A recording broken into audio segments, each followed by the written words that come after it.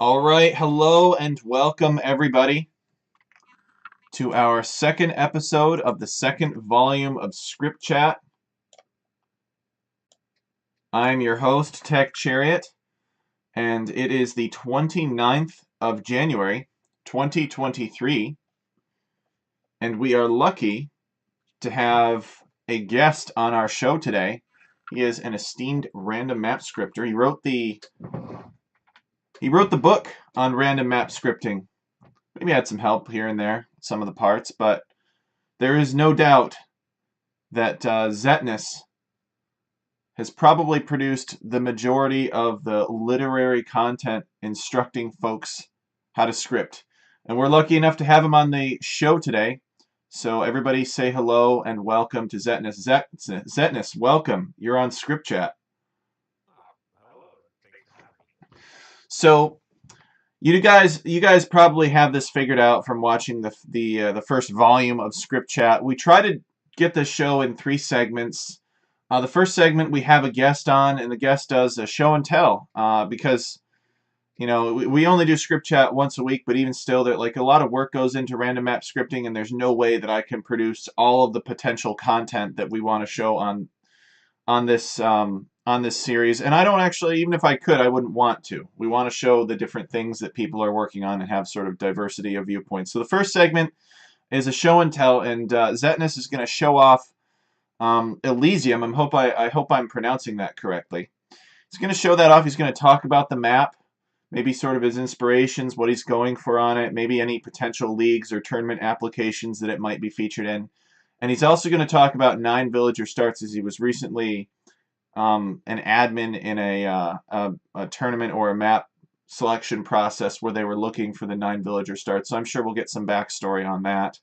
And then afterward, we'll do text lesson, which I talk about some phenomenon that's useful in random map scripting and how to recreate it or produce it, where it might be used.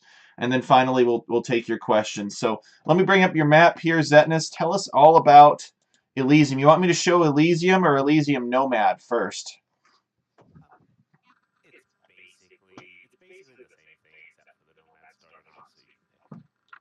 Okay. I'm gonna go with the regular one first. Um, let's see here. I got it all the way at the bottom here. Shows up. So hit generate. I almost forgot to disable my cubes mod. That would have been a disaster. So look at this. You got the transport ships. You got the town centers. It looks really nice. What's the inspiration for this map? Where does this map take place? Let me hit generate a couple more times.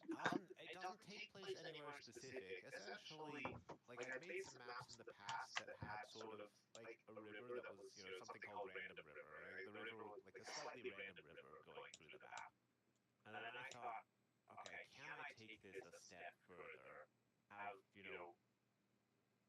have a river that's actually really random through the map, have it, avoid all the mountains, and to just, look like an actual campaign map rather than what maps usually look like. Yeah, so this basically would look like if you took Google Maps and you zoomed in on a random section of Earth. The idea is that this map would most closely resemble that. Age of Empires is a computer game, right? And it's important that everybody has the balanced resources and the 7 gold tiles, and everybody has the same number of wood lines and such. But real life maps obviously don't look like that. So it's balanced for a good reason. It's balanced for the purpose of the game, but it could also be fun to have some variety here. Look how close these transport ships start out with. But it looks like you got all kinds of biomes in here. I've seen the jungle. I've seen alpine. It looks more like an African, Egyptian sort of Yeah, biome. I think I've got, let me count, I think I have 8 different biomes set up in here. And for the most part, the biomes are, just a visual change, but in a few cases, the resources are a little bit different, depending on which biome we get. We can see if we spot anything interesting in that regard. I'm just Mm, I can't hit oh, generate fast enough. What's with the transport ships? Yeah, why the transport ships? transport ships. It So seems like I get them every single we time. didn't have transport ships when I first released this, and I got that suggestion. well, because water is so important. On any map where there's water, players think, oh, they should be docking to expand their economy before Castle Age, and if they don't know where the water is, this would be a massive disadvantage. So I Mm. thought, you know what, we can give them a transport ship that shows them where there is a body of water. I put the transport ship only in deep water, so it's not going to be a tiny puddle, so there'll be at least some fish there. Mm-hmm. And on the Nomad version, where you also get the transport ship, it might help ferry your villager over if your villager is otherwise trapped somewhere. Maybe. Yeah, that's true. That's a good idea. And it's important to point out that these bodies of water are not all necessarily connected. Could Red here sail over to Blue's body of water if he wanted to?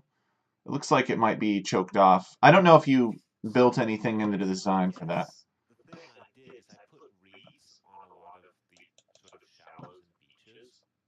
So those trees would have to be chopped first before Red would be able to sail over there. Hmm.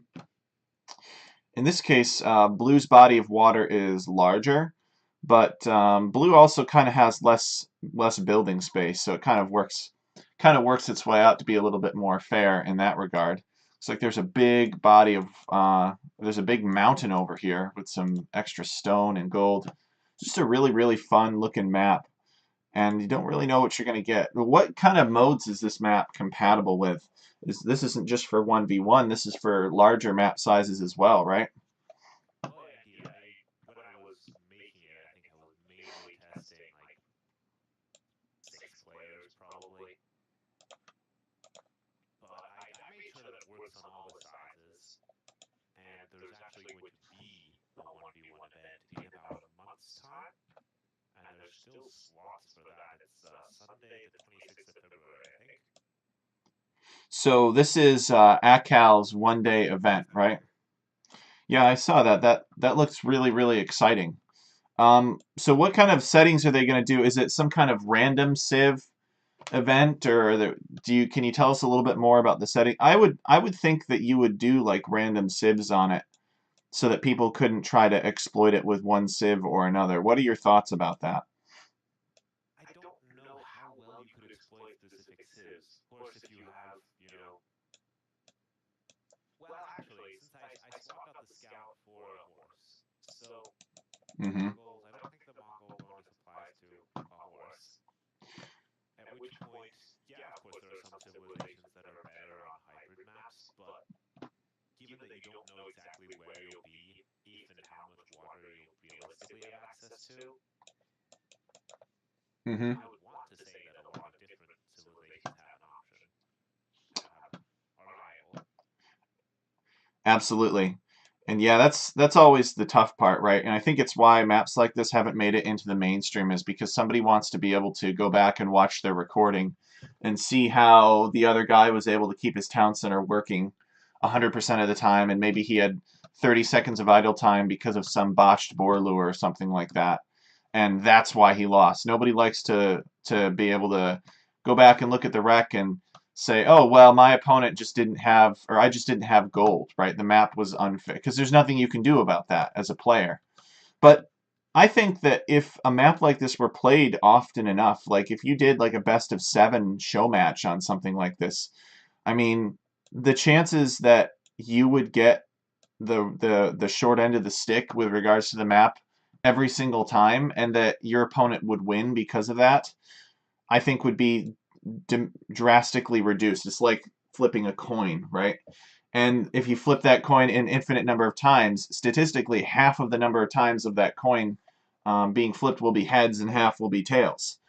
Um, and in the meantime, you get to see some pretty interesting gameplay. because Um, there are things because a lot of different things are random. It's if it's different. If you took Arabia and you said, all right, half the time one of the players is missing berries, that might just make the difference every time. But here there are a lot of different factors that come into play. That being said, I'll just, I said it when I published it. I'll say it here as well. It's something I expect to be, played more in casual games. You know, when I was younger, I played mainly free-for-alls with my friends, and at that point, it mattered matters a lot less that things are balanced, and it might be fun to be able to explore a map, Mm-hmm. scout out, a new place to retreat to when your base has been destroyed. Yeah, let me see if I can find some details on how Akal is going to do this. Oh, we got a snowy biome this time. Look at that. This is like a feast for the eyes, you guys. Like, I could literally make... I'm pretty sure I could make, like, a 2-minute video that just has screenshots of Zetnus' Elysium, and it would probably get more views than any of my other stuff, just because random map scripts just have so much to look at, right? There's so much to see here. He's got this random river here with the reeds and the bears standing on the ice next to a really cold boar. Just really, really fun stuff. So is there any particular rule for like the number of ponds or rivers that it has? Tell us about kind of the rules. What's guaranteed on this map? Let me ask that actually. It's a little bit more basic of a question. What are you guaranteed to have on this map? If you start Town center, no your starting units are guaranteed to be there. Your starting resources are a variable amount, but you'll have some amount of berries, and you'll have a fair amount of animals that vary somewhat. I'd have to go through in detail. I can take a look though. And Oh, it's that's fair. You'll have your starting units, of course. so You'll you have yeah. okay. So you do guarantee that everybody starts with the same amount of player assigned gold and stone and berries and such. I Um, don't guarantee that. I guarantee that you start with player assigned stone, gold, and berries, but not the same amount necessarily. okay. Let me bring this up too here. So this is Akal's handbook. It looks like for it. I will post a link for this in the description of the video after we conclude here. But it's a 1v1 live event on Elysium. Zetnus' map pack. It's February 26th, 15 GMT. Only 16 players. Okay, so here's what Akal's going to do for it. He's going to have open elo, single elimination, best of 1 all rounds. Oof, that's brutal. Except the final, which is best of 3. Well, I guess if people are playing for free, right? You can't ask them to play too much. Focuses on one particular map. Okay, hidden civ free pick. The most 2 played civs from each round will be banned for the rest of the elimination stages. Interesting. For the best of 3 finalists, civ draft with the remaining civs will be prepared.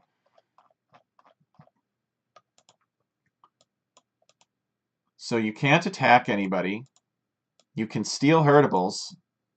You cannot wall anything in. Players may not construct their first town center within range, so you can't douche somebody right off the bat. Laming wild animals is not allowed. It is only considered laming when not utilizing the resources. So if a player takes 35. Food from one item, that is considered okay. Less than 35 will be considered laming. If taking food and you are interrupted by an opponent in a villager fight, admin loss for the instigator in the fight would be given. 2 players unintentionally build the game must be immediately restarted. So what's with all these laming rules? It seems like these laming rules are a lot more strict than his usual I think tournaments. these are Did you just the standard nomad rules copied over into this handbook. really? You guys didn't talk about that? I played plenty of Nomad games and like I'm Vil fighting in the Dark Age and people are shooting my deer in the Dark Yeah, Age yeah, but on the usually rank those are ladder. tournaments when these are basically the types of rules that you would have for a nomad start. Okay. That being said, I currently have if you want to go to the nomad version, you don't have to, but Yep.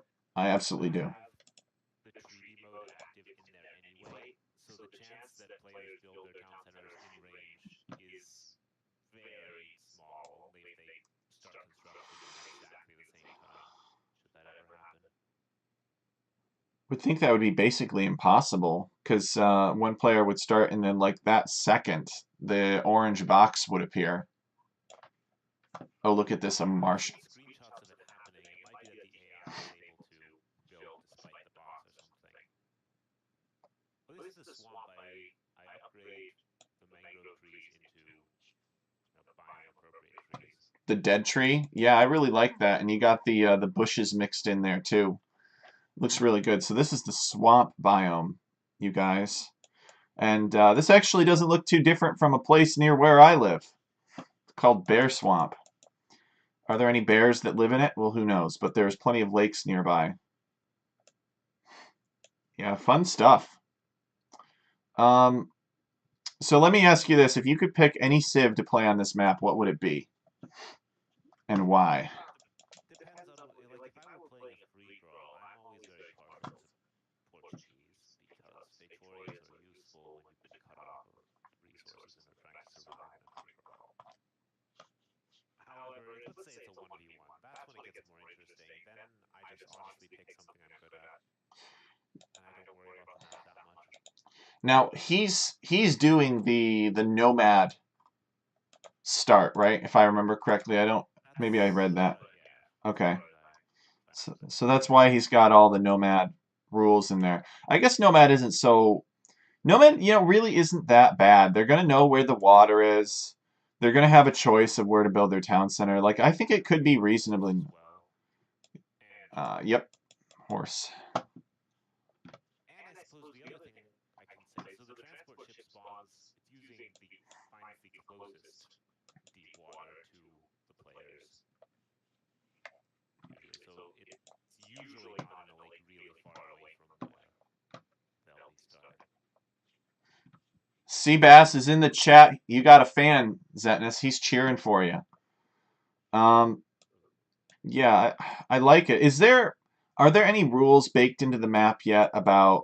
I know we did a generation before about like somebody starting in a lake with a transport ship that only had like 3 deep fish and somebody else starting in a massive lake. Is there anything baked into the rules, or is there anything you can do to like to put the players in the same big lake if possible? I I'm trying to think of a way. I don't. Nothing comes to my mind off the top of my head, but you probably thought about it more than I have. well, there would theoretically. It's not something I really want to do. If I ended up adapting this map more for use in 1v1 with a slightly more balanced setting, then I could do something where, each transport ship maybe has a big actor area and your villagers spawn near that or something. That's conceivable. That's something that could be done. Looks like these two transport ships are in this small icy pond up here. Instead So of they're being gonna be fighting over there. yeah, they're gonna be fighting over this one deep fish here. All the players are gonna be headed up that way. Although Blue will know about this big lake, maybe probably. Lots of fish over here. But just really really good stuff. I'm looking forward to seeing it in action here in play. If I didn't want to see it so much myself, I would sign up to play, but I'm actually really interested to watch how it plays out. See how many slots are left. In case the folks are interested here, it's got 1, Just so 2, before the 3, double. 6, 7, 8, 9, 10, 11, 12. So it looks like there are 4 slots left. First come, first serve.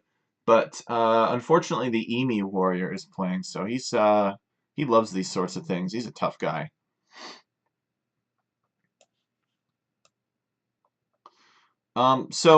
So any rules on the size of the lakes at all, or the number of lakes? Is it always like Yes. minimum 2, or? Basically, I think I need to check the exact number. I probably have somewhere between 3 and 5 lakes that can spawn, and each one has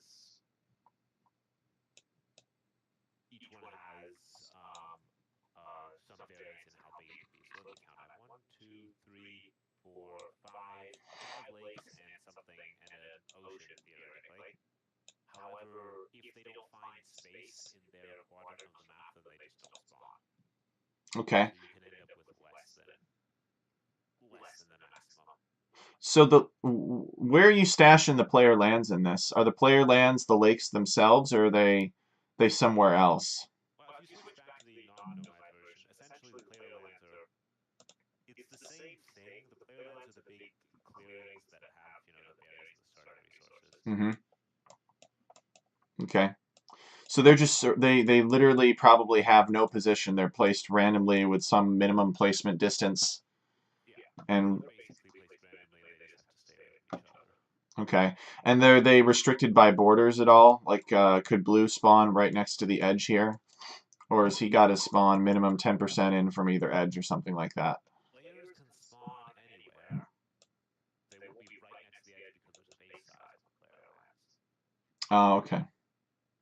And they won't be in the corners completely because if you let a land spawn anywhere at random, it doesn't go into the corners. It only goes into sort of a plus shape Oh, part yes. of the map. That's true. That is a hard-coded feature. So that's really handy. I mean, overall here in the code, there's actually overall like players normally spawn in a circle, right? So what I did here is basically like a hack or a bug that I discovered where if you do direct placement but still create player lands, then it doesn't place them in a circle anymore. It just puts them as if they were being randomly placed. Oh, that's kind of cool. So any rules about relics here? It looks like 5 relics is pretty standard. Just checking the The number of relics. relics can vary, but there will be relics present. 3, 4, 5 5 to there. 7 on a tiny map. All right. Did you do anything with like the deep fish, trying to keep the deep fish away from the beach so villagers couldn't gather from the deep fish? It looks like there's Basically, the one. deep fish has to be in a certain depth of water terrain Oh, okay. to spawn, and then the water is sort of it gets deeper from the shallowest water to the deepest water. So, just so you guys know, Zetnus is the creator of Hyperrandom, so he's got a lot of experience making maps that have large amounts of variety but could still reasonably be competitive. I don't know if Zetnus would describe Elysium as competitive, but Hyperrandom is. Yeah. So basically, if you took Hyperrandom and you randomed it up more, would you get this? Or if you took this and made it more consistent, would you get Hyperrandom? Would you consider them kind of like similar maps, and one of them's just you just dialed up the competitiveness for in your view? I think it's just a different approach to randomness. Because here, I'm basically giving the game's random, that their random map scripting engine, I'm feeding it the tools that it needs to make something that looks sort of like this. I'm saying, all right, there are a couple of lakes, there are a couple of hills. The lakes should try to connect to each other unless there are hills in the way, and there should be some areas that are more elevated and less elevated, and there should be a swamp maybe or maybe not. And Mm-hmm. then it just somehow comes together. Well, with hyper random, I took it and I thought about, what does a normal random map have? It usually has, it has the players. It might have a lake in the middle. It might have a forest in the middle. It might have a hill in the middle. It might have lakes in the corners. And I said, all right, we could add, do all those things at a certain chance. And the difference is that hyperrandom then generates maps that are mostly balanced. Not always, but more balanced than this, certainly. Well, here I said, it doesn't need to be balanced. I'm going to put, when I create the players, first I'll give you between 6 and 10, and the other player might have 10 while you only have 6. That type of thing. Yeah, it just looks like a lot of fun. We definitely need to play this more. I know they played it at least once, and they may have played it again too, but I may not have seen that. Ronald Rage is partial to this map. He does free for all streams on Saturday nights, our Saturday nights, which are probably your very early Sunday mornings. Yeah, I don't think I've seen it Um, played at all yet. I've been looking around it, but I'll try and catch a stream at some point. I definitely just want to. It's always nice to see a map being played, and then you realize, oh, maybe I should do something differently. yeah, it is. It's very gratifying to see people play on a map that you made. It's like I don't know, somebody eating a sandwich that you made, right? The product of your work was good enough for their consumption. It's basically it's they can't really state it any more bluntly or directly or correctly. Um, I don't think I have too many more questions about Elysium here. I've hit generate a bunch of times. Everybody gets to see the really, really pretty map. Really, really funky looking map. And, you know, I stand by the statement earlier. I think if you did like a best of 7 1v1 show match or something on this, I really do think that the maps would average themselves out, so to speak, and that it wouldn't be so bad. The tricky part would be getting players to like stick through it. Like if they feel that they're at a disadvantage, they just resign and say, "I'm going to go to the next one and hope my map gets better." Not But all players, but there are definitely players who would be interested in doing this type of thing. Not if the stakes are super high, but hmm as something that is fun. There are players who would do that. It will never be a top level competitive map, of course. That wasn't the idea, but yep, you could do a show match, and if you do enough, if you do enough games in your set, the randomness should cancel out. now is this map made like we take a look and we enjoy all these different biomes, right? There's like a deciduous, a temperate like swamp biome, and then there's the African biomes and the polar biomes. Are these include other maps, or is this all packed together in one big script? I would assume it's all packed together in one big script because you literally gave me the script files, right? Not really sure 100% how that works, It's but one script, and in fact, all the different biomes are just choosing different terrains and different animals and trees for each thing, and then they all run the same script in the end. okay. And we did go over how to do that on ScriptChat. Um, are there any like have different percent chance of getting different biomes? Any rule changes like is there ever the case where geese are going to act like deer or alligators are going to act like boar? Did you upgrade any of the animals or anything like that? I don't think I upgraded any of the animals. The only thing I upgrade is the mangrove tree into trees that fit more depending on the biome. Yeah, and look at these mixed forests too. This is such a great trick that a lot of people don't realize. So what you do is you put down all of your forests. You could even put them down as DLC black or whatever, just to get them to take up a certain percentage of the map. And then you go through and you replace a percentage of that with a new forest type. And you could do that several times, and you could blend several different types of trees into into one forest and make it look a lot more realistic. And that's a lot of fun. Not only is it done for Elysium for the purposes of like a fun community event, but it can be done for competitive maps too, because it's just an aesthetic thing. That can be done on any map, and as long as someone isn't using cubes or identical trees, they'll be able to see it. Yes. Shots fired. Shots fired. Um, Fair. I turn my cubes off when I'm random map scripting just because I believe that everything that you need to experience the beauty of the random map script should be baked into the initial script. And then if folks want to customize the appearance of that map while they're playing it, there's all kinds of mods Yeah, for that, right? that's fine. I would definitely recommend if anyone plays campaigns to turn off small trees for that because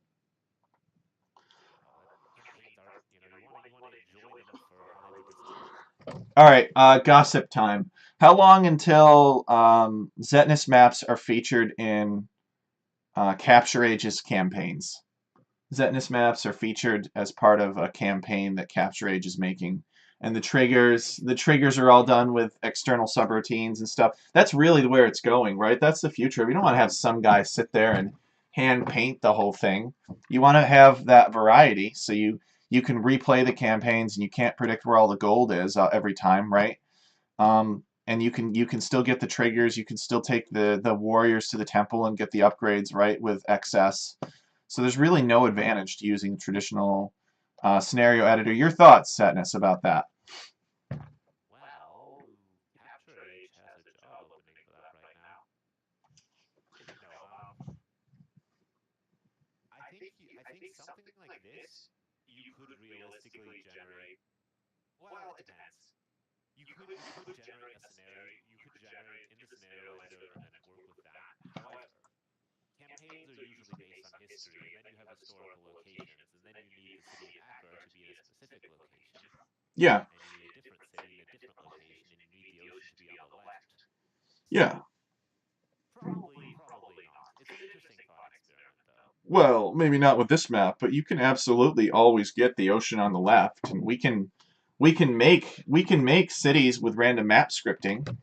Um, it's really come a long ways. You could even if you didn't want the city to be randomly generated, you could paint all the actor areas with Madlands or with some of my tools, and you could have that cute little city there, and it could be random or it could be not random, but you could literally have everything. You could probably make every single level in the Joan of Arc campaign in random map scripting right now. You just wouldn't be able to do the triggers, right? The only thing that's missing, I think, is being able to cycle through the different object types. Like if you did Attila the Hun campaign and you wanted to place Roman ruins everywhere, sometimes you get that weird Slavic column that everybody hates, um, and it just wouldn't fit in. But basically, we pretty much have all the tools that we need, right? Samdo23 is here. Welcome.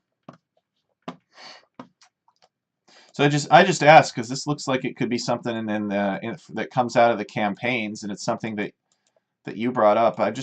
We have land IDs to give different players different objects. Like it's as far as I'm concerned, Capture Age they could make a campaign using random map scripts and external subroutines to give those map scripts triggers. You certainly could.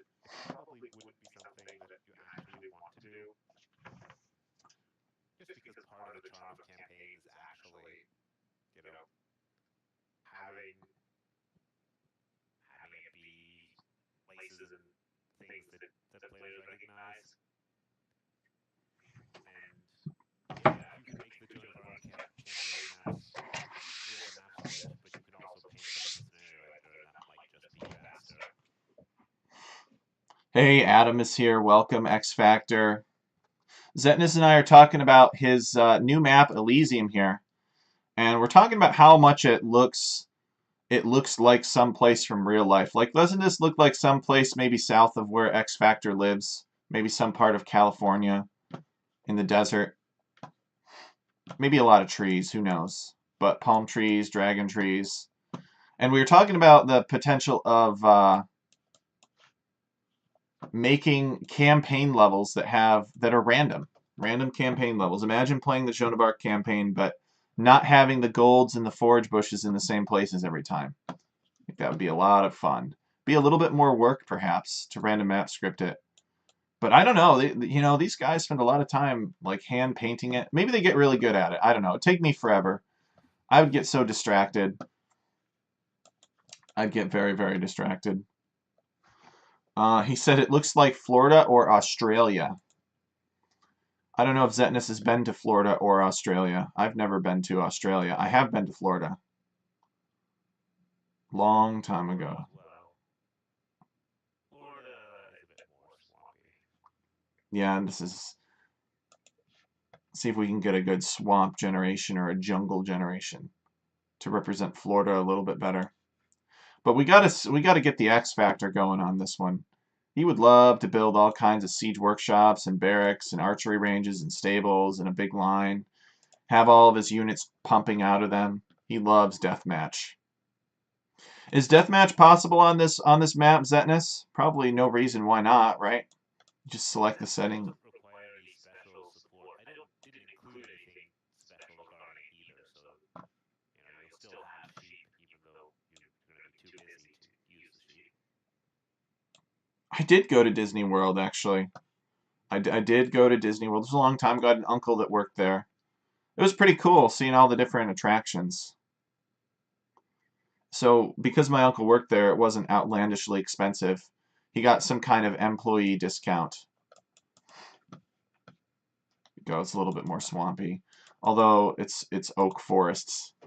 Oak trees could grow in Florida, but they're probably outcompeted by some more vicious type of tree that grows everywhere. Actually, so one thing here we can complain about the scenario editor a bit. Of course, if you upgrade something in one map or one generation, then that upgrade will remain unless you upgrade it to something else. Yes. So as we're going through here, we will never see mangrove trees because they've been upgraded, to oak trees or snow trees or bamboo trees. So we'll see everything else, but when mangroves are actually supposed to spawn, we won't see those. The X Factor says, my uncle did some IT work there and he got some cheap passes. That's how I went too. So I think the conclusion of this conversation is, when is Zetnus going to make a Disney World themed map? I don't think I've been to Disney World before. I did go to Disneyland. In California. Ah, okay. But some good stuff. We'll show you guys the Nomad start again. It's basically the same thing. You start with this transport ship, just so you guys that are getting late here, that are arriving late, see. Transport ship may or may not be in a useful location, but it certainly improves the probability. Actually, Zetnus, you know what you could do? You could give each player like 3 transport ships and give them a very large temp min distance group placement. So you're more likely to have a transport ship in a useful location. To give players a house, though. Yeah, or are you able to change the population requirements for a transport ship? They used to have like the Sicilian free transport ship that you could give, Yeah, but that one surely still costs population. they removed it. They replaced it with something else. I know, but if you mod a hero unit like the Sicilian free transport ship, you don't have to worry So about is this? future transport ships being. So on like King of Ireland Nomad, I started players with a transport ship, and I didn't want Sicilians to be completely overpowered, so I changed the Sicilian free transport ship line of sight to like 1, and I gave it to everybody. So they couldn't really explore very much with it, but they could use it to do like a sneak landing on their opponent if he got one part of the island and walled it off successfully. But the map doesn't work anymore because they removed the Sicilian free I think transport it was ship. replaced with another object, unfortunately. But there might be a hero transport unit out there. Who knows? Zetnus given you 50 transport ships starting in all the lakes. You know where all the lakes are. Um, and maybe the other thing Zetnus does is he like, well, you probably don't want to do any map revealers on the lakes, because you want players to have to work for You could exploration. put a flag or a map revealer or Hmm. something on the lakes, but I want people to scout a bit too. Yeah, it's got to be the adventure. So the new boss bro says ScriptChat map influencing map through game command. Um, I don't think you can. I don't think there are any settings that you can select that would change the map, right? Like on some of the maps, you select low resources and they become nomad versions. I don't think Zetnus has anything like that baked into Elysium. I think it's just 2 different maps for the purposes of simplicity. It's actually the same map, and I just have a comment at the top that says define nomad version, and then a couple things that are active if it's the nomad version. That's easier to maintain that way. So you guys in the chat, looks like we do have a good group in the chat now as people are warming up and getting into it. You guys got any questions for Zetnus before we grill him about something else? You guys got any questions about Elysium? I'm looking forward to playing this. Maybe I should sign up for Ekal's thing. I'll have to check my schedule for that day. I just know that if I do, the Emu Warrior is coming for me. Hit generate while you guys are thinking if you've got any more questions for him. I mean, how many opportunities do you guys have to ask the mighty Zetnus questions? Normally, got to go to the random app scripting server and write to him.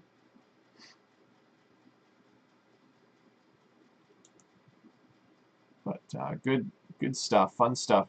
If anybody, and I'll just say this sort of generally too, if you made a map and you want to show that map off, that is what this show is for. You don't have to come sort of during the dignified guest section, although everyone in my view is a dignified guest. But if you're like kind of working on a map and you're not sure about some things, we're not going to make you show up during the main show and tell segment. You know, if you don't want that kind of, if you don't want that attitude about the map, if you've got just questions about it, that's fine too. That's what the final segment of the show is for. You can ask about anything, and We'll bring it up and we'll give you advice about how to achieve the effects that you're looking for. So New Boss Bro says it would be nice if there was vote command like option, like changing atmosphere to night. Oh boy, New Boss Bro, that would be really cool actually. That's something that's in Age of Mythology. I guess we could ask Zetnus. Zetnus maybe has heard about it. He's more likely to have heard about it than I am. How long until they introduce day cycles, Zetnus? Until you're playing along and it's nighttime and then it's daytime. Color correction, you can choose night. Let's see here. There are one or two campaigns that have a day-night cycle in them, where they dynamically change the color correction, and then the enemies you're supposed to go out and raid the enemies at night, and then they go and attack you during the day. Oh, really? That's interesting. However, I don't think in a random map we have anyway. Maybe with excess we can change it over time, but I don't know Yes. if that's possible. It would So be cool. if it cycled between day and night every 30 minutes or something like that while playing, then the pros would all complain that the cycling though was messing with their ability to concentrate and micro and stuff, so they'd never do it. But it's still fun stuff. Zetnus's voice is getting repeated. Hmm, I, I don't know anything about that. Is anybody else having that problem where Zetnus is echoing? He's been here a little while now, so nobody said anything. Or maybe you're just saying that I'm repeating Zetnus. Everything Zetnus says, I say too. See if anyone else says that. Yeah. Um, but anyway, good stuff. Lots of fun. Anybody else has any maps they want to share, let me know. And we'll bring it up and we'll share it. Doesn't have to be anything particularly special. But it also could be something that's very special to you. We're not going to judge you. Regardless of what is there, we're going to have good words about it because we need more people making random map scripts. We need the variety. It's fun. Gives people something to do, and it's honest work.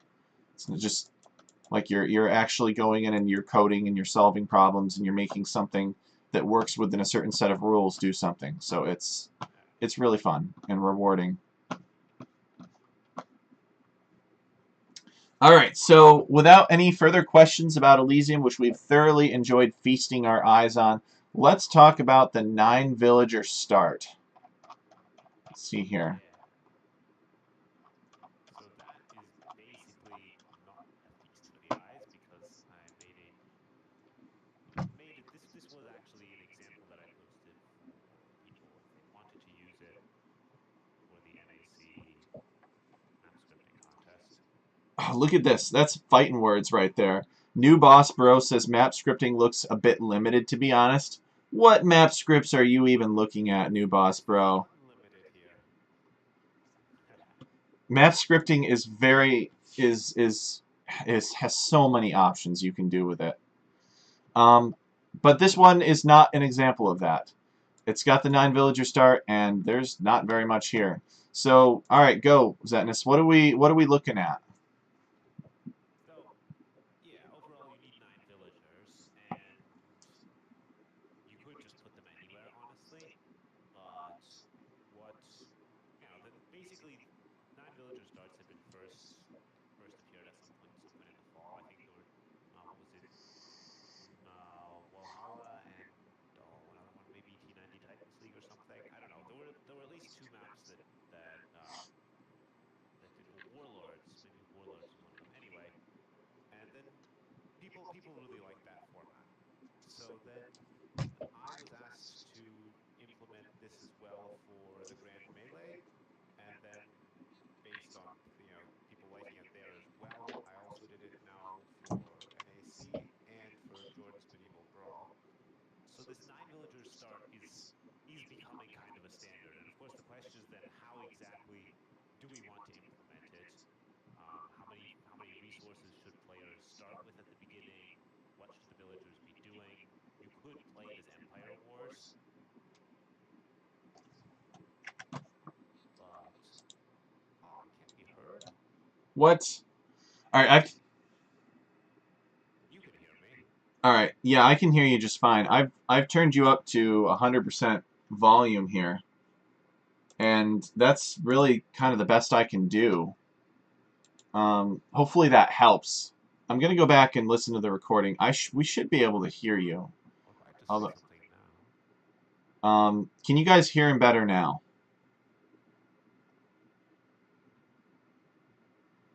Something with OBS. I guess yeah. I was just checking on your YouTube. Actually, I am pretty quiet. Interesting. I'll just keep talking for a bit. Okay. So, I only count 3 villagers. What's going on here? So there are 6 flags, and actually there's 7 flags under the town center, but 6 of those are villagers, and that's what the official maps by Crazini do for Empire Wars to spawn idle villagers under the town center. That has a couple reasons. It's because villagers in Empire Wars otherwise won't be idle. They'll go harvest the nearest resource. So what happens is that these flags die and spawn and turn into a villager on death. And it also allows the map scripter to place the villagers underneath a building, which I think is otherwise a bit difficult to do. So that's what we see here. Hopefully I'm a bit louder now. Yeah, so when you speak, my microphone picks it up, and that might be where the echo comes from. Yeah. So let me see if I can adjust the filter for my microphone. I don't know why it randomly decides to readjust itself. Let me adjust its sensitivity. All right, try saying something now. Alright, yeah, if I say something now, how's that? Okay, that's better. My microphone is not picking that up anymore. So hopefully that helps with the echo here. So these flags die. They turn into villagers. These black and green flags. I think this is the Forgotten Empire's flag. What about this white flag over here, the back? So the 9 villagers start. The other thing that we've been doing there is to explore the area around the starting town center. So that flag is has a big line of sight. It has an 18 tile line of sight, and then it also dies, but it means that the area around the town center is explored. Ah, okay. So that is the vision flag then. That's smart. I was going to implement that vision with a bunch of flares placed in an actor area, so it would make a square radius, if you will. That's how I envisioned people were doing that, but I guess I didn't look at it too closely. Um, so how do you get this really beautiful arrangement? So these flags die. Why is it being done this way? Actually, let me start with that question. Why are you spawning the villagers as flags? What advantage does that have? Yeah, that's what I alluded to a bit earlier, but it allows you to, I think you can position them, well, as you can see actually, because we have the grid on, they're positioned on the corners of squares rather than in the middle of squares. So this is, it's some code that Crazini essentially developed to make 6 villagers spawn optimally around this sheep that's under the town center. And the flags themselves, why flags and not villagers? Well, that's because if this the same these same villagers exist on Empire Wars, or these same flags, and the desire was to have the villagers be idle at the start. And if there are any villagers on the map in Empire Wars, they go and harvest the nearest resource. So, they would go run to a straggler tree, or, go to a farm or something. And in order to get idle villagers, they can't exist when the game generates the map. They have to be produced after that. That's why you have flags. Yeah, a lot of people don't realize that Empire Wars doesn't actually change any of the units or objects or buildings that Nope. you start with. The only thing that checking that Empire Wars box in the lobby does is make it so that villagers find the closest resource and walk to it and start collecting it. That's Yeah. it. Everything else that you see in Empire Wars maps that Crazini's made with like the blacksmith maybe, or I don't think it's a blacksmith, it's a barracks and a bunch of All the pillboxes buildings, and yeah. all the buildings. All of that exists because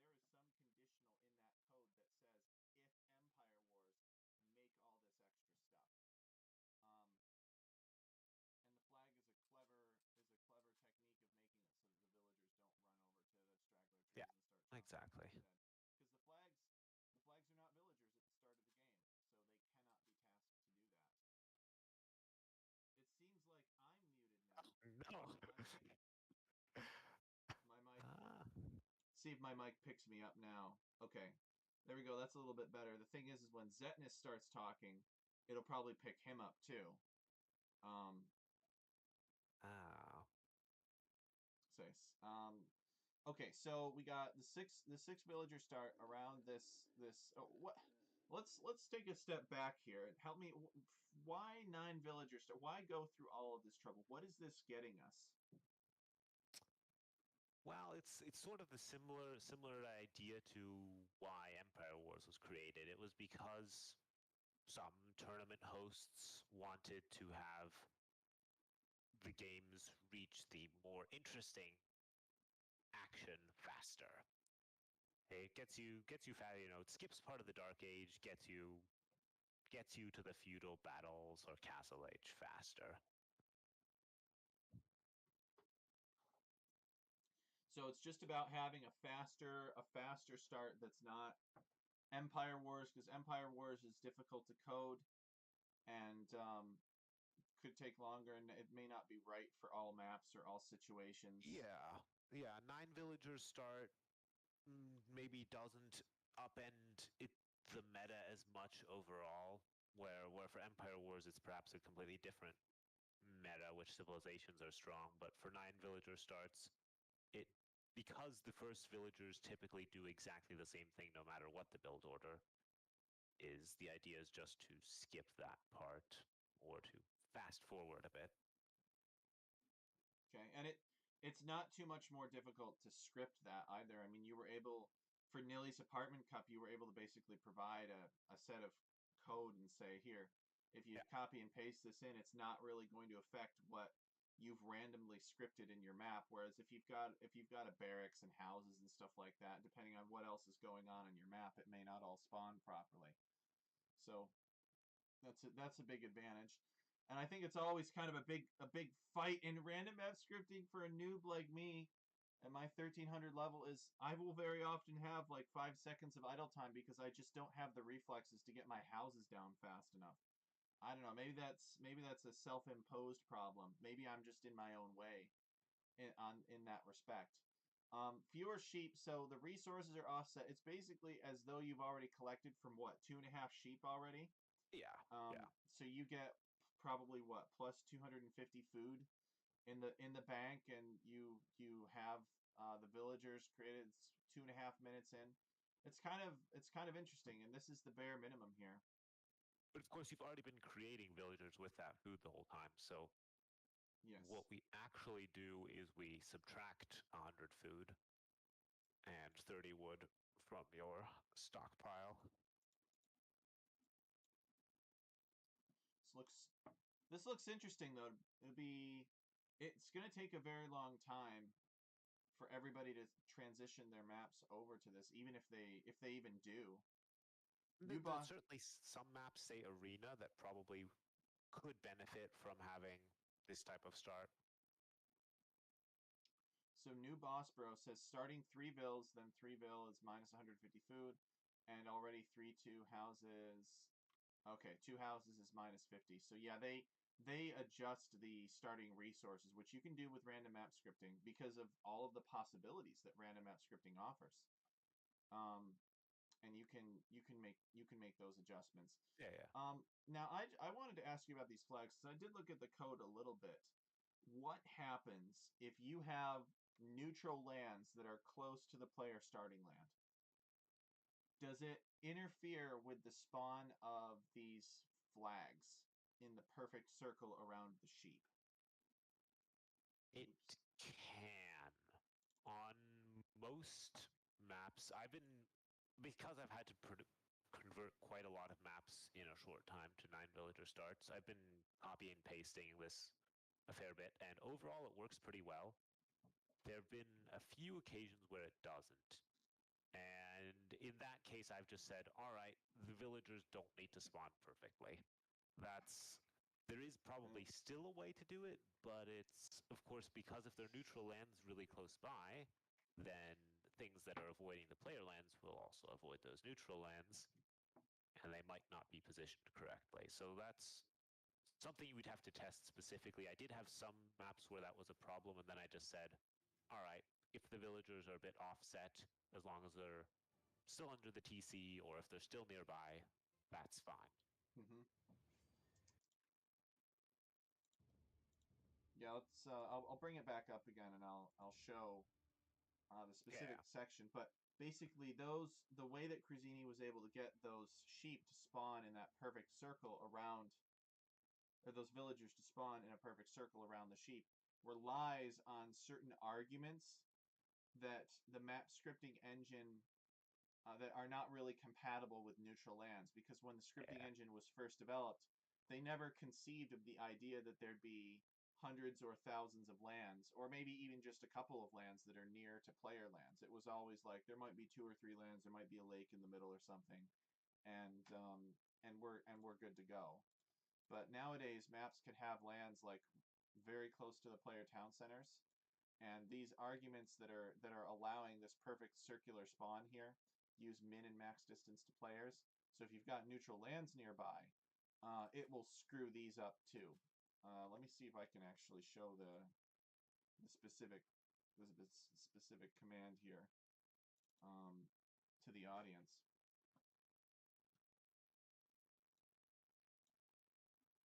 So they're setting the dead object of these flags. These flags are the lazy villager here. It's a Forgotten Empire's flag, 1285. They're setting that equal to a villager, and then they kill it, and the villager spawns in its place. Yeah. They've adjusted the wood to have 30 fewer wood and 100 fewer food. And let's see, that herdable in the center has 30 less food in it. And then they kill it. And then they've got this Empire Wars Revealer, which is the other flag that you guys saw under the town center. Set place for every player. Why use max distance to player 0 when you could find closest? Maybe there's a good reason for that. I saw that and I was kind of There curious. is a good reason for that. I mean, traditionally, of course, find closest didn't exist, years ago. But the real reason is there's there was an update. You could consider it a bug, but at some point they changed it so that find closest is one tile away from 0. Well, it doesn't actually go right to the center. It's one tile offset unless you set the max distance to 0.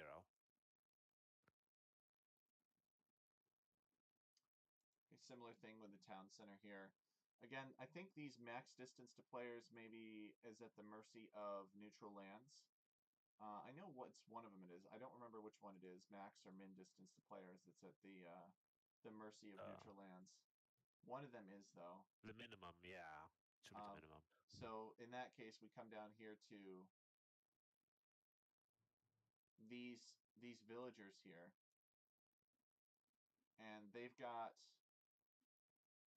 placing in an actor area, maybe around the sheep, but they've also got min distance to players here, and so this argument will get messed with by neutral lands. So that's why, like on Tech Chariot maps, where the town center is close to neutral lands, um, everything is placed using actor areas. I'm wondering when actor areas though are going to get the circular update that Hmm. Yeah, min that and max that distance to could players be very got. useful. So that would be quite nice. That would help out Yeah. somebody like me a lot, and maybe it would help out Zetnus too. Who knows? It would help out honestly on a lot of the Cruzzini maps because on those you can often see that resources are still in that sort of cross pattern. So new boss bro says one fewer sheep with minus 50 food and minus 50 wood. So new boss bro. The thing is, of course, some of the sheep have been gathered. If basically you're trying to replicate what the situation would look like after 2.5 minutes, and of course you will have eaten some of the sheep, but used you will have used food to create villagers, but you will have collected food as well. I wasn't the one who actually did the math behind choosing the specific amounts. That was Sieste who looked at a number of games and always looked at what the what the resource counts looked like at the mark when people had 9 villagers, and then we approximated it based on that. Yeah, and it accounts for the rot Yeah, of the sheep as well. I would assume wood wouldn't rot, so wood should be pretty straightforward as -50. yeah. I think we're giving Um, a bit more again, just to simulate that you've chopped some from straggler trees um, potentially. yeah, that's it. There's some interesting considerations too, because this of course interacts with civ bonuses. So the Chinese actually start with -100 food. That's not ideal, but it's a necessary sacrifice, I guess, that has to be made here. It's a bit uh, rough though when you're playing as Chinese and you have to gather 100 food before you the can I mean, do anything. do you want to set everybody's food to the same amount? Because you could just do attribute set, and you could That's set the people's thing. food to the same amount. Like it's Yeah, so that's the difference. By doing add, it applies after the civ bonus is saying if you do set, you would just set it to a fixed amount. But after discussion with a couple other people, it was preferred that the civ bonuses are taken into consideration rather than setting everyone to the same amount. I think that's the right thing to do because the bonuses are there for a reason. New Boss Bro says understood the food rot, but why -30 wood? So it would be -50 wood, but it's assumed that the players have been able to chop about 20 wood in that 9 villager start time. So But that's why it's like if you that. had 9 villagers, you wouldn't have 9 villagers on food. Of course, you'd have built a lumber camp already, or you'd be just about building a lumber camp. Hmm. Yeah, Which you would have built a lumber we camp. aren't giving players a lumber camp here, but I guess probably they will have already gathered some wood by then. Right. Well, it's pretty safe to assume that you're going to have at least one straggler tree per the design of the map.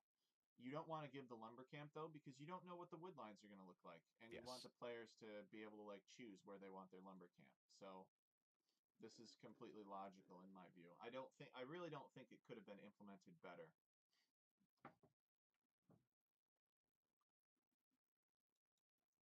So you guys got any more questions about the 9 villager start for Zetnus? He's been converting a lot of maps to the 9 villager start for tournaments. They're trying to speed things up. They're worried that people are going to fall asleep in the dark age or click away and go watch something else on Twitch. It's all about getting the action going faster, and every strategy basically, there's not really any difference in the dark age before you get to 9 villagers. So New Boss Bro says, I hope in the future DE will move to 9 villagers instead of 3. I don't like the prolonged dark age. Slightly 2 minutes faster is nice. So you have a fan, Zetnus. This New Boss Bro, he approves. He says this is a good idea. One thing that I considered and that I offered, say, to tournament admins and organizers was to have the 9 villagers start be something that players could select by or had to select by picking Empire Wars. So saying, if it's Dark Age and you pick Empire Wars instead of starting with, farms and a blacksmith and a barracks or whatever, you would start with 9 villagers, and that would play out the same as this, except that the villagers would immediately get to work. But when I suggested that, the response was more, no, no, just give us 9 villagers. Don't make it Empire Wars. Yeah, they they don't like change. They don't get because people don't understand that Empire Wars means collecting resources. It doesn't Yeah. mean the extra buildings. So unfortunately, it's kind of counterintuitive. Now, let me ask you about hybrid maps or water maps. How does the 9 villager start? Um, how does it work out with that? So Anything different? I've been doing the exact same thing. Um, I don't know. I'm not a pro player. I don't know exactly when you'd go for a dock, but not having one at 9 villagers, I think, is not the end of the world. Mm-hmm. What the tricky question actually is how to do nomad maps. And the answer so far has been to just not have Don't. nomad maps. Just don't do them. Poor nomad maps. Nomad maps are where I got started because I didn't have the ability to place, because I was placing lands everywhere. I didn't have the ability to guarantee that town center placement would be fair, because if you do create player lands and you've got lands all over the map, then your created player lands using random placement are not going to look very good or fair. So I developed my own direct placement method, my own compiler that would calculate all these different potential possible positions for the player lands, and then kind of work with the lands that I was placing directly.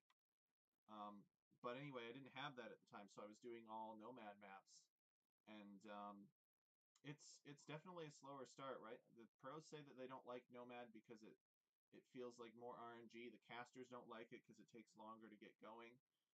Zetnus, when are we going to make nomad great again? Well, I like Nomad.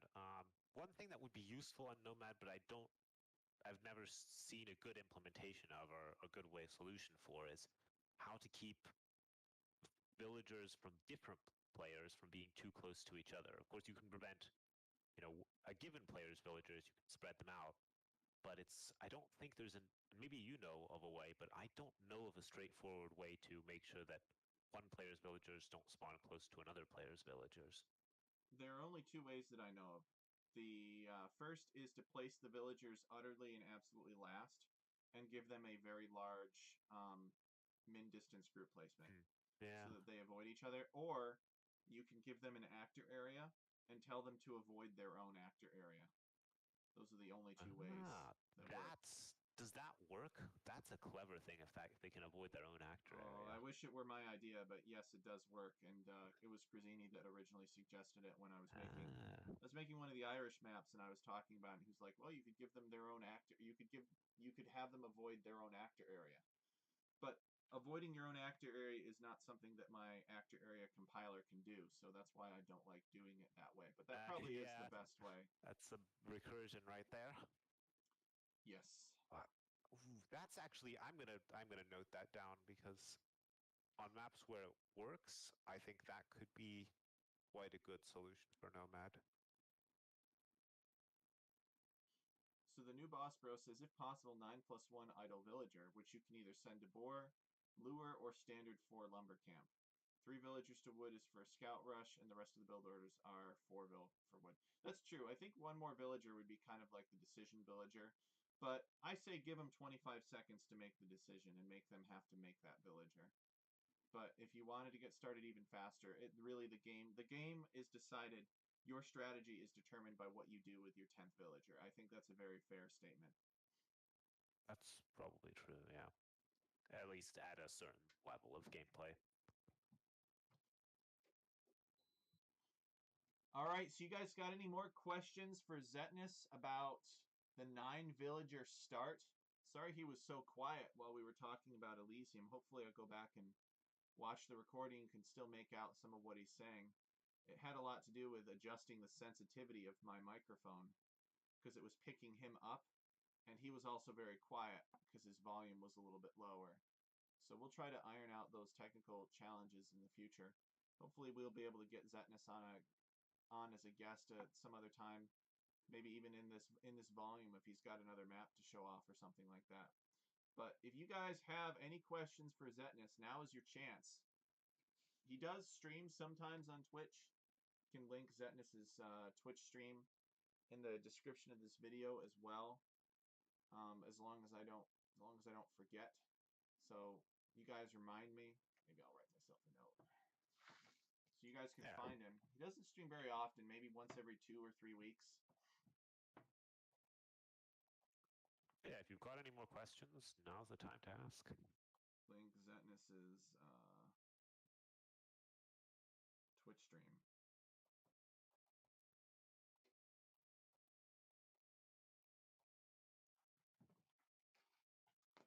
All right, thank you so much, Zetnus, for joining us today. It's always a good conversation. Thank you for supporting the show. Helps me out a lot. Like I said at the beginning, I can't produce enough content to keep the show going on a couple hours every single Sunday. And I mean, I guess theoretically I could have a show where I'm just like I pull up a random app script and I script in front of everybody, but that's not as interesting as having like an actual talk show where different people come and they talk about different topics. Not as much fun sitting there watching somebody troubleshoot why some code isn't working, right? So, really appreciate you joining us today.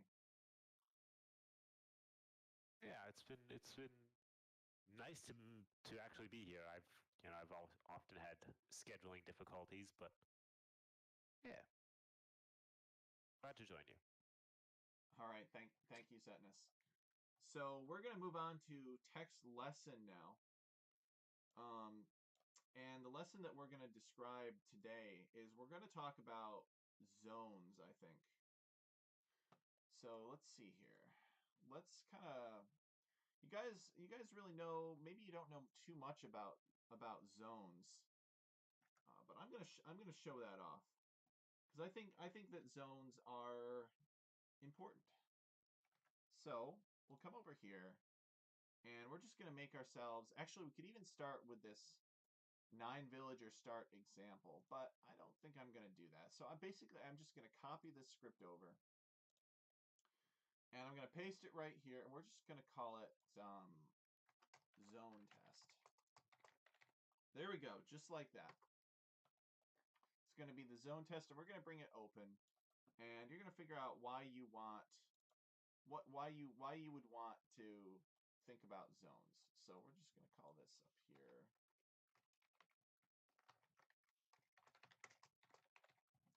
And I want you guys to let me know if anybody is here with any questions. We'll do what we can to answer those questions as well, but think about them while we're sort of doing this zone test. We'll do player setup, random placement. We're going to create player lands, and we'll do like circle radius.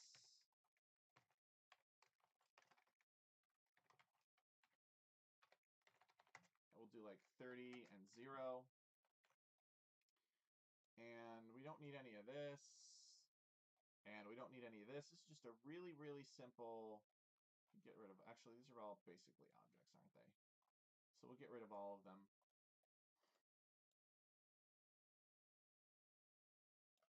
Okay, and we will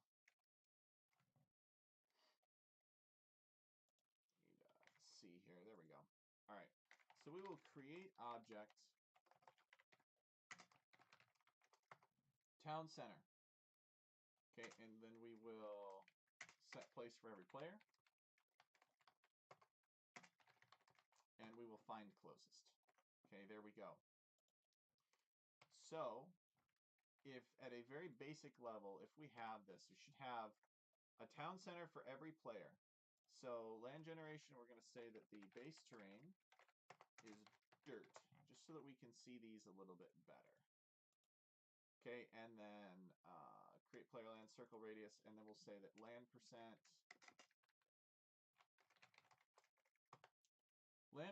is going to be 0. So we'll just save it just like that.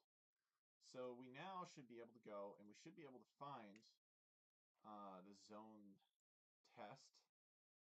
Starts with a Z, so it should be down here somewhere. Pretty sure anyway. Yeah, we called it zone test. Unless it just inserted it at the bottom, which is possible. Let's back out of the scenario editor maybe and go back in so we can get it to show up.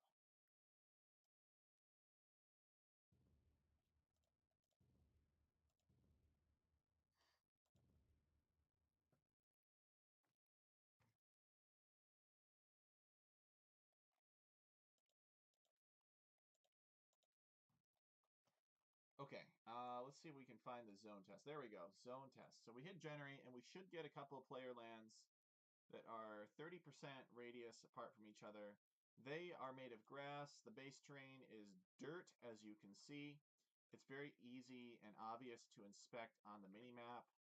So we could do stuff, and we could add additional furnishings, okay? So we could have like, let's say, land percent 10 perhaps, and maybe base size of 6, And we're going to, in player setup, we're going to put behavior version 1. So it's a little bit more accurate with regards to the land generation. So let's take a look at that here. So you can see that these lands have grown up, sort of grown from the start of the player town center area. They're guaranteed to be like a certain radius, if you will, a square radius. And then there's just some land growth in either direction. That's sort of amoeba shape, right? And we could add a clumping factor of maybe 30 or 25 or something like that, so that they look a little bit more circular. So let's do a clumping factor of 30, and we'll save it there. We'll keep the same seed, and then when we generate, we should note that these lands are a little bit rounder. Okay, so as you can see, the clumping factor causes these lands to prefer to be next to themselves. Total circle possible, asks New Boss Bro. I'm not really sure what you mean by that. But what I can tell you is that if we generated this randomly with circle radius command, and we said we want 8 players, those 8 players would be arranged in a perfect circle around the center of the map. So the variation comes in their angular positioning. So some of them might be a little bit further away like these two, and some of them might be a little bit closer, such as these 2 players. But you can see that these lands have all kind of grown out from this basic circular shape. So if we wanted to make these a little bit more regular, we would keep this seed and we would increase the base size a little bit. So we could increase the base size to maybe 8 and hit save and then run it. The problem with having too large of a base size is on tiny maps, they actually might intercept. But as you can see, these lands are a little bit more round now because they're being forced to start with this square and then grow out from that. But that's not really what I want to show you guys today. I want to show you guys the concepts of zones. So imagine now for a minute that I have land percent 100 here. All right, I want these players to be separated, let's say. And let's put this base terrain of DLC rock down instead, because it's still easy to recognize. And this might give you guys an idea of how the map acclivity was made, actually. So let's say that I want the players, similar to acclivity, to be all separated by DLC rock by a certain distance. So I hit generate here. And as you guys can see, that didn't work. So I have base terrain of DLC rock, create player lands, terrain type,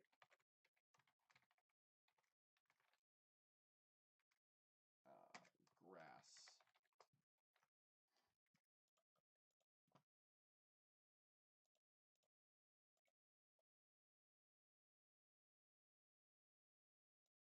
It doesn't recognize DLC rock. All right. What about, so it recognized the dirt.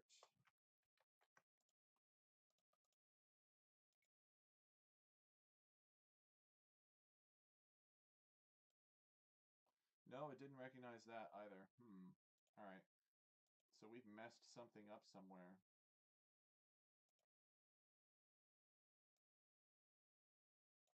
Let's get rid of this. Okay. No. This is all working according to plan. So that's right. So this land percent is 100. If we change this land percent back to 0, okay, so we were actually a little bit further ahead than I thought. So we change this land percent back to 0. You'll see that we get these boxes around, and then the rock is outside of here. Now, if I want these players to be separated by a layer of rock in between, how could I achieve something like that? And the answer is you achieve it using zones. So if I increase the land percentage here to maybe like 50, let's say, I start getting that really, really large, okay? That means that 50% of the land is going to kind of be, it's not going to be very, very even, right? These player lands are going to try to grow, but they can kind of merge into each other. Because there's no sort of respect for the different zones. Okay, so what we can do is we can give these player lands an other zone avoidance distance.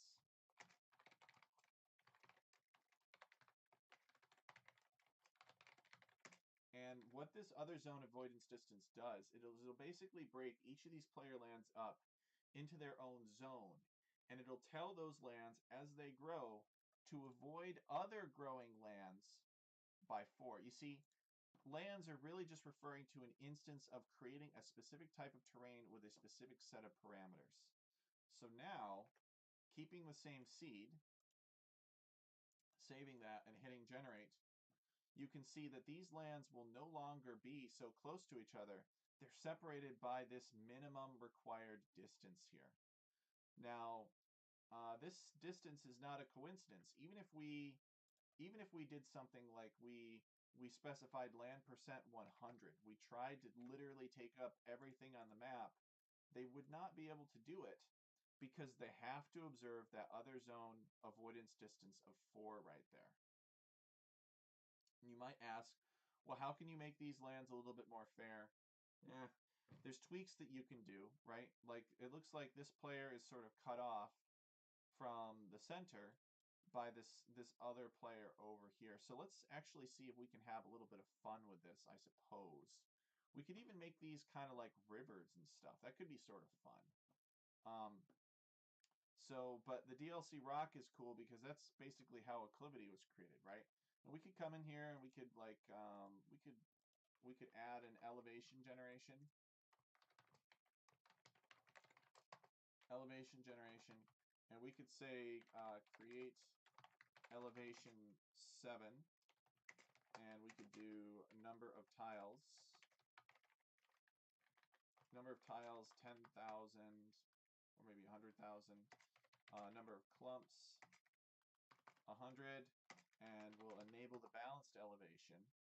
And we could even set scale by groups, but it's not really necessary. Okay, and now we can elevate all that, and already the map is starting to look a lot more like oh shoot, we need to specify that this elevation occur on base terrain DLC rock. We need to specify that it occurs on the rock terrain, and let's increase this other zone avoidance distance a little bit to 8, just so it's easier to elevate stuff. Okay, so there you go. As you can see, we've got this elevated unbuildable rock terrain that exists between each of these players, and I gotta say, boy, this would be a huge pain in the butt to have to deal with. This would be a big pain in the butt to have to deal with. So let's try something else now. Let's put a land in the center of the map. So we're going to come up here, we're going to copy this, and we're going to create a land. And we'll just sort of add to this map a little bit. Land percent 50, base size 0 doesn't matter. Clumping factor 30. We can't have circle radius on a land that's not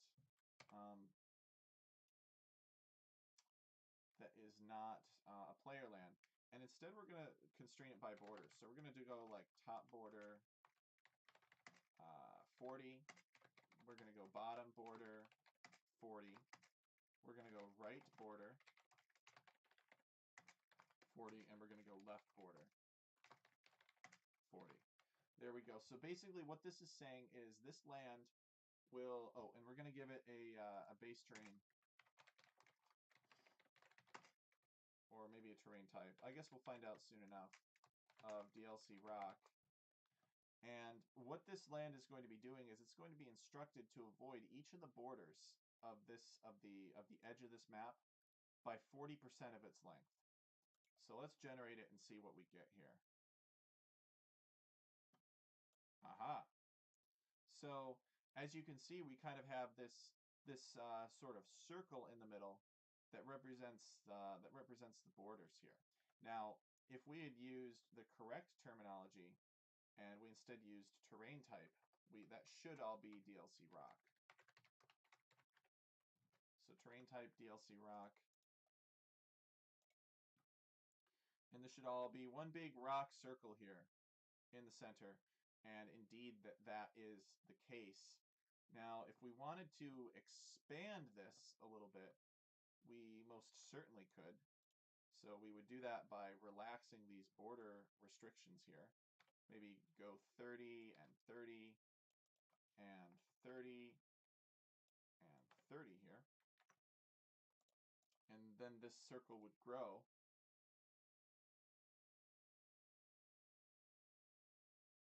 Okay, it's actually not looking so hot here.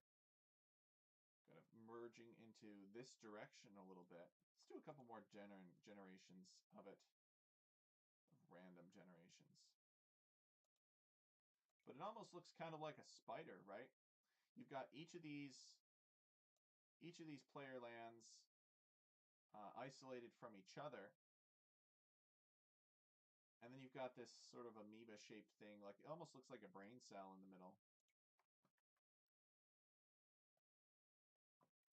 Now let's show you something else that happens here. What if we give these created player lands their own zone? Let's say that we made them zone 1. What happens?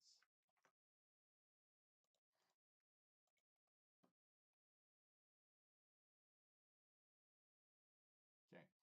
If we make the player lands the zone 1, the arms of this brain cell disappear. Why is that?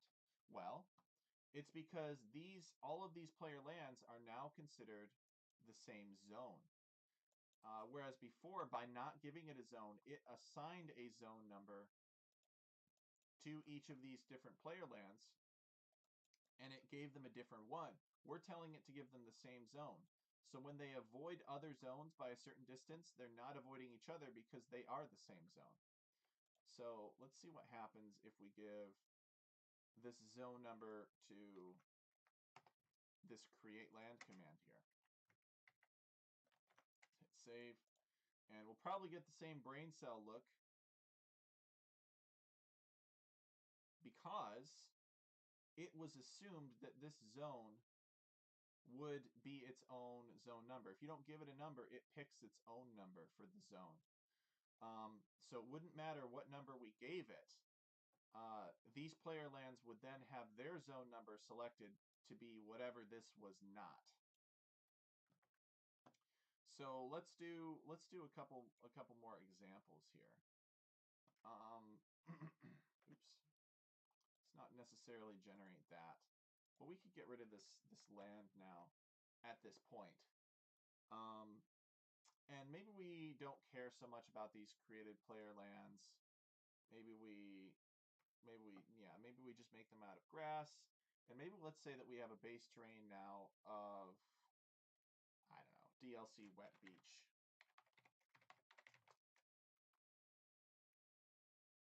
Yeah, that's fine. Okay. And then we're going to get rid of this other zone avoidance distance here for now. We're going to save it. Hey, it's the Emu Warrior. Welcome.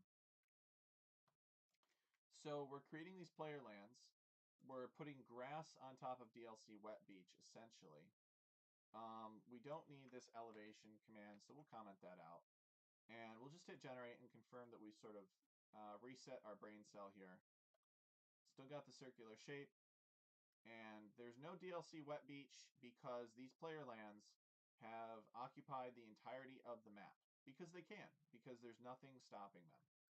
So now we are going to... Your mic is super low. You can barely hear me. All right, let's see if I can turn myself up here. We were having issues with like my headphones resonating sound and people like hearing Zetnus because I could hearing him double through the stream. No, it's not. We adjusted the gain of my microphone, so it reversed the problem. People are able to hear Zetnus very well, but not me very well. Okay, so let's create ourselves a couple of lands then. So we're gonna do maybe we're gonna do terrain type of perhaps let's put down some water.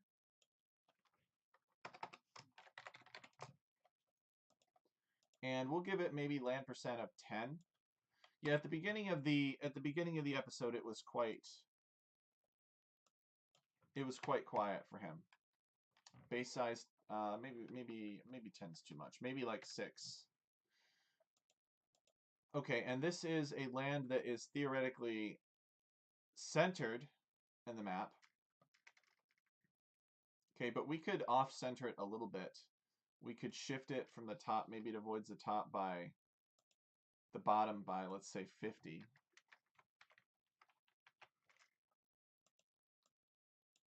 And 30 and 50 here, and we'll see how that generates. So, whoops, border 30, right border 50. So we're going to have a little bit of an off-centering here of this land. Actually, borders are probably not the appropriate way to do this now to show what I want to show. So we will just do land positioning here.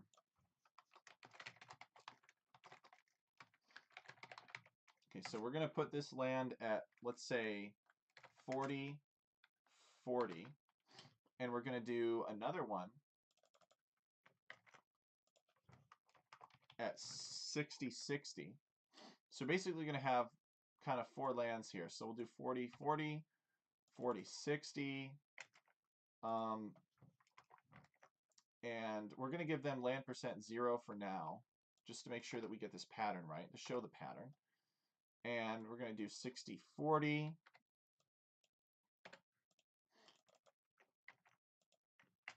And this final one, we're going to do 60 and 60. So, okay.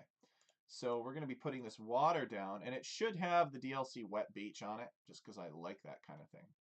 So as you can see, no, it does not have the DLC wet beach. That is unfortunate. So we're going to do other zone avoidance distance 1. Actually, we're going to tell these player lands to avoid other zones by 1. Other zone avoidance distance by 1. So therefore, when these player lands grow, they will avoid these waters by 1, and that will leave behind the base terrain, which is the wet beach. So now we'll add that in. We should get the wet beach now.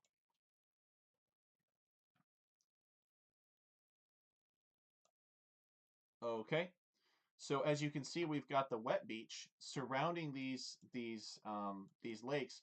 But as you can see, we also have this wet beach wherever the player lands would have been connected. Again, the player lands are all being given different zones, right?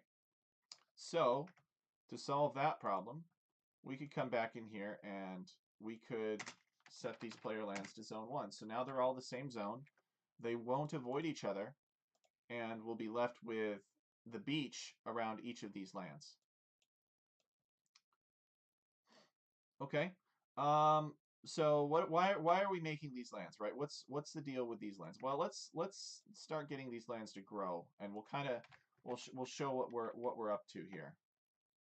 So we're going to have each of these lands grow to be about 10%. 10% of the map. Don't know where they're going to go exactly, but they're going to grow a little bit. Oh boy. Look at that. They just crashed right through here. 10% is way too much. These poor lands. These poor lands. Let's hit generate again. I'm kind of curious to see if it's going to break through at the same point. If it's going to break through somewhere else. Okay, but as you can see, kind of pretty unfair. These beaches growing, as you can see, and they're sort of eating into these player lands as well. And that's all right, because we're not serious about 10%. I'll tell you what, let's do 1%. Oops. And see if that's a little bit better for demonstrating what we want to show.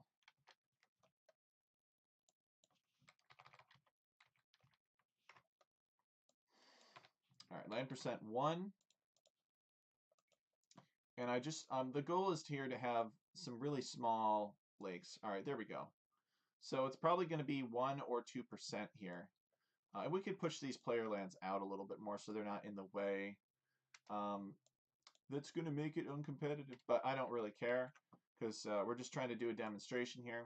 So we're going to push the player lands a little bit further away, and then we're going to have these lands grow just a little bit more. We're going to make them land percent 2. Okay, so now when we hit generate, let's see what happens. Okay, so as you can see, these player lands have grown. They've sort of merged together in some places, and you can see that we've kind of got this big island here in the middle. They sort of grow out randomly. We've got the wet sand beach here, so that's all good and fun. It's not interfering with the player lands, which we pushed out to be further. But now we can start to experiment with the zones. So let's say that we wanted these player lands to all avoid each other. Well, or these neutral lands to all avoid each other. We could give them zones, and we could say other zone avoidance distance equal to, let's say, 2. Okay, so we could copy this all out, and we could paste it here, and hit save. And these are all the same zone, so that's not going to do anything. So we got to give these different numbers, okay? So there are the different numbers, and now we hit go, and we should see as these lands grow that there's a gap between them, right?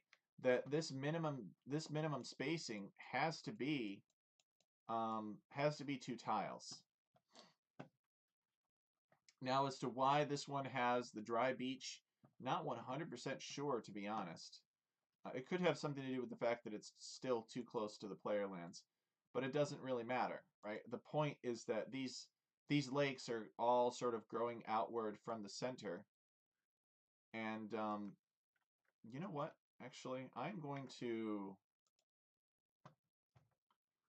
put down for the base terrain. I'm going to put down grass just so we don't have the confusion here. And I'm going to create DLC Wet Beach, just so it's less confusing.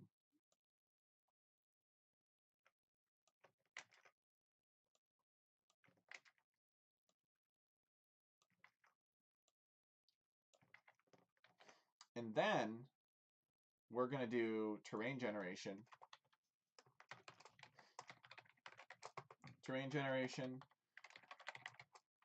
And we're going to create terrain, water, and base terrain we're going to say is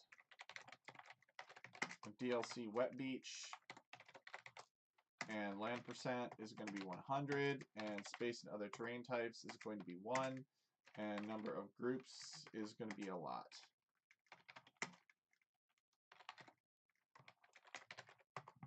Okay, just like that.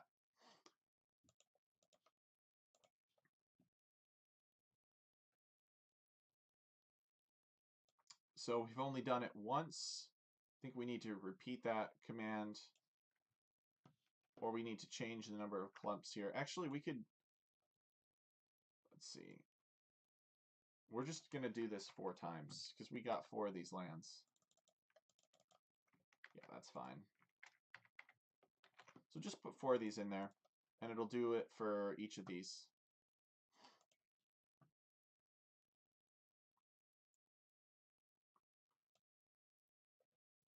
Okay, and these lands are growing to avoid each other. If we wanted to increase the thickness of this, we could increase this distance here, other zone avoidance distance, to like 4. And that should increase, say, the size of this gap. So we'll keep an eye on that gap, and we'll hit generate again. And as you can see, it's a little bit thicker now. There are theoretical limits, right? Like what if we did 10?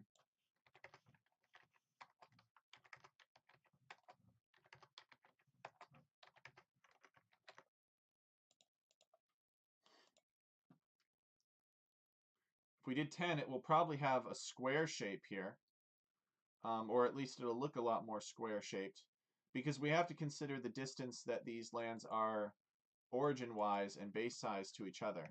So let me see if I can boost up the base size here, just to get you guys to see the consequences of having really extreme values. So let's do 9s.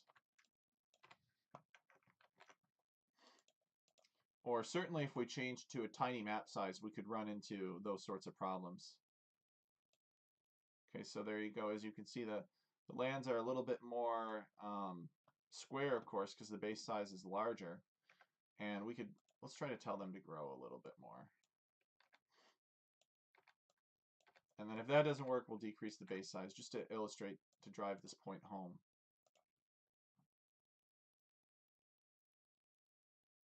Okay, so you can see this a little bit better now. They're basically fully growing, and this is kind of the distance that they can occupy here. So can't really get too much closer together.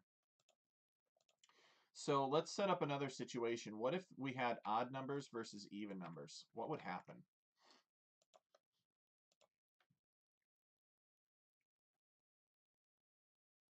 So as you can see, some of these lakes will grow and merge into each other, depending on which ones have the option to. We've made the ones that are across from each other the same zone, I think. I'm not really sure to check which ones were which. Oops. Let's do a couple more random generations.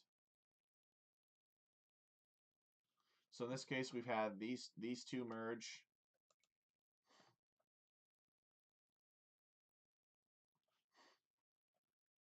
So if we keep this seed now, and we make the first two zone 1 and the second two zone 2, then my prediction is that we'll get the opposite merging pattern, and this line will rotate 90 degrees. Let's see if that prediction is true. Yep. Except they just didn't, these two just did not happen to find each other this time. But the point is that they can, because they're the same zone now. So you can really do a lot of fun stuff with zones in terms of getting different land growth to merge properly. And that's really all I wanted to show in the text lesson segment of today is experiment with the different zone numbers and like getting different lands to merge. If you've got different other zone avoidance distances, it will choose whichever one is smallest between the two zones that it's considering that are growing toward each other. So with that, we'll open it up for questions. If anybody has any questions about a random map script that they're working on, be happy to help you try to resolve any challenges that are in your way, any difficulty that you might have. We'll try to help you out with that. So obviously, if we come back here and we give these all the same zone, then the chances are pretty good that they're all going to merge.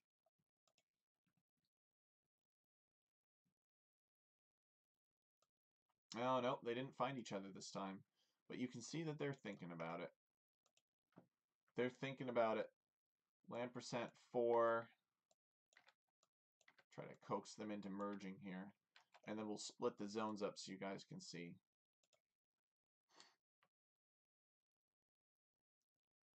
Okay, so there you go. Now they're merging.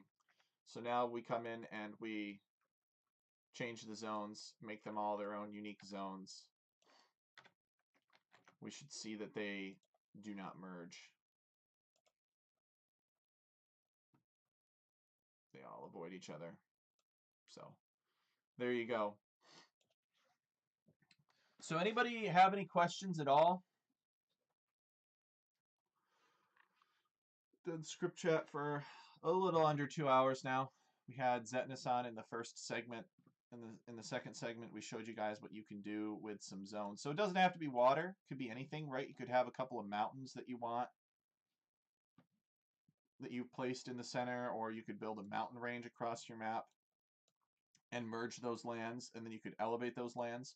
You obviously cannot elevate water or ice. The base game will not let you elevate water terrain, which is pretty funny. But you can get water to have elevations by elevating another type of terrain and then changing it to water in terrain generation.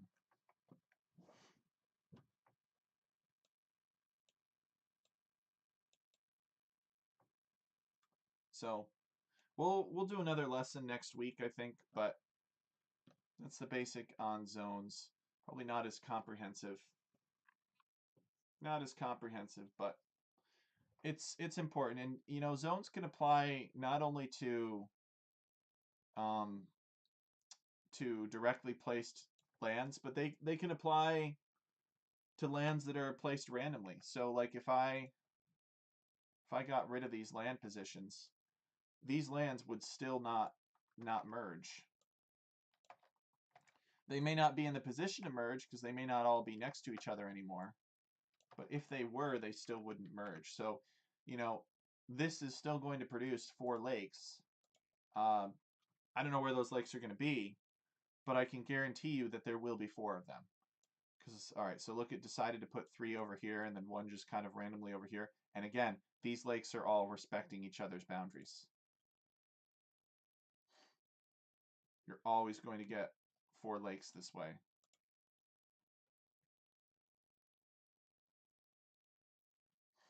So 1, 2, just barely. This one's kind of skinny over here. Again, totally unfair map, but hey, who cares, right? We're having fun.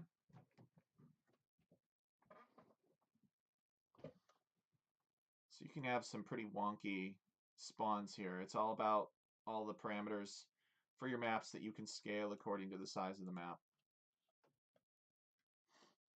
And I actually, last season, I did do sort of a lakes mega random map. Birdfan really liked it. Maybe he just said that because I forgot to nerf the trade on it. So here's one where it wasn't able to properly convert all the wet beach into water here, but it got it for the most part. All right, so if nobody has any questions, then we're going to end the stream here. Big thanks to Zetnus again. I gotta link his Twitch stream here in the description for joining us and talking about his projects and the 9 villager starts. And hopefully you guys learned something about zones. So we're gonna leave it here, and we'll catch you guys soon. It's fun as always. I'm looking forward to the next episode of ScriptChat. So thank you so much for joining, and hopefully I will see you guys again sometime soon.